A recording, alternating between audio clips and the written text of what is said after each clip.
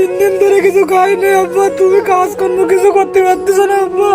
এই বৃষ্টি বাদলে আমার পেটের অবস্থা খুব খারাপ আব্বা। আমরা না খেতে খেতে আর কতদিন থাকবো, কেউ আমাকে একটু তিরানো দিচ্ছে না। হ্যাঁ আব্বা, কাজকর্ম তো নেই, এখন কি করব? এখন চল সামনে দেই মোল্লার বাড়ি, দেই কিছু হয় নাকি। চলো, তিরান মেরানের ব্যবস্থা হয় নাই। ও মোল্লার ভাই, মোল্লার ভাই, কি হয়েছে? তোমরা ডাকতেছো কেন?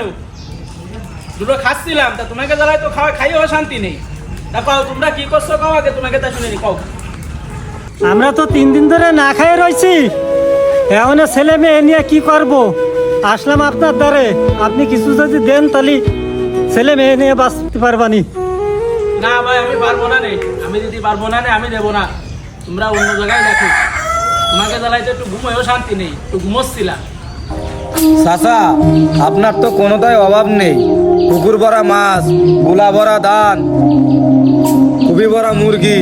আমরা অসহায় ব্যক্তি, আমাকে একটু কিছু দিন। আমরা 3 দিন যাবত না খেয়ে পড়ে আছি। এ তোরা না খেয়ে রয়েছিস তা আমার কি? যা বেরো। দাঁড়ান, গেট বন্ধ কর। জি হুজুর, এখন আগে বের করে দিচ্ছি। বাবা চল, অন্যদিকে দেখি, আমরা চেষ্টা করে অন্যদিকে কিছু পাই নাকি। এরা বড় লোক মানুষ, এরা দেবে না। চল। এই আপনারা বেরোন বেরোন, এর মধ্যে ঢুকেছেন কি করে? বেরোন বেরোন বেরোন বেরোন। তোকে বাড়িতে গেলাম, বাড়ালি না, যা বেরো।